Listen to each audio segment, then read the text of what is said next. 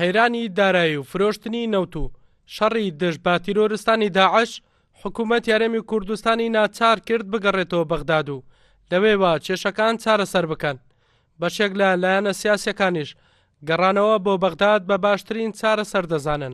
هەموو لایەنە سیاسەکانی هەرێمی کوردستان بە پارتی دیموکراتی کوردستانەوە بە هەموو لایەنەکان هاتنە سەر ئەو قەنەعەتەی کە ئەو دیپلۆماسیەتی یەکێتی کە کردوێتی لە سەردانەکانی بۆ بەغا و هوردە بەرهەمی دێتە پێش و ڕنگدانەوەی دەبی دەرئەنجامی دەرئەنجامی ئەوەیە کە کورد و هەرێمی کوردستان پێویستی بە بەغایە و بەغاش پێویستی بە هەرێمی کوردستانە بۆیە ئەمە ڕێگایە کە ڕێگا چارەسەرێک بوو بۆ ئەوەی کەوا ئێمە بتوانین بەشێک لە کێشە ئابوووریەکانی هەرێم و بەشێک لە کێشە یاساییەکانی هەرێم ئێمە لەوێ چارەسەر بکەین لەبەر ئەگە بمانەوە سەربەخۆمی دەبێ یەکەم پایتەخت کە رازی بێ بۆ ئێمە سەربەخۆی خۆمان ئەعلام بکەین یانەوە تا ریفراندۆم بکەین ئەبێ لە ڕێگای بەغاوە کارەکانی خۆمان قوڵبوونەوەی کێشەکانی نێوان هەولێر و بەغداد بووە هۆکاری بڕینی بەشە بودجێ هەرێمی کوردستان و نەدانی موچەی فەرمانبەران.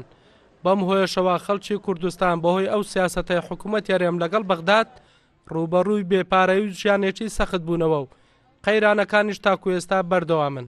لە ڕابردوو هەندێک لەلایەنە سیاسەکان کاتێک بە پارتی دیموکراتی کوردستانیان دەگوت ئیعلانکردنی دەوڵەتی کوردی هەڵومەرجی سیاسی خۆی هەیە ئەوان پێیان خۆش و باش نەبوو. هەمیشە وایان پیشان دەدا کە ئەم ساڵ ئیعلانی دەوڵەتی کوردی دەکەن بەڵام بەو دوایانە بۆیان دەرکەوت کە ئەمریکا ڕێگانادا بەڵکو دەڵێ تاکە چارەسەر یا ڕێگای دەوڵەتی کوردی لە ئەنقەرە و بەغدا و تارانە. ئەوە بوو کە وەفدێک بەم دوایە چوونە بەغدا بۆ ئەوەی کێشەکان چارەسەری بکەن. گرنگ ئەوەیە وەکو بە دەردی جاران نەچین دەمێکە علاقەمان لە بەغدایە و مەسئولینمان لە بەغدان بەڵام زۆر کێشەش بە چارە نەکراوی بە چەقبەستووی ماونەتەوە.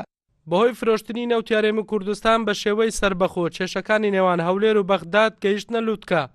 لا سەرەتای دروستبوونی کێشەکانیشدا بەشێک لە لایەنە سیاسیەکان گەڕانەوە و گفتوگۆیان لەگەڵ بەغداد با باشترین چارەسەرزانی بۆ ئێستاش ئەو لایەنە سیاسیانە دەڵێن تاکە چارەسەری هەموو کێشەکان گەڕانەوەیە بۆ بەغداد. هەڵگورد ئەحمەد، کورسات نیوز، هەولێر.